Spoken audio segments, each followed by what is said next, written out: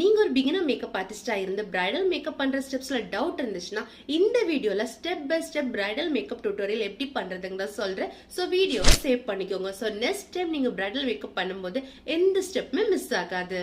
Micellar water, cleanser, exfoliator, toner, moisturizer, primer, 2 shade darker concealer for correcting discoloration, damp beauty blender use பண்ணி ஈவனா blend பண்ணுங்க.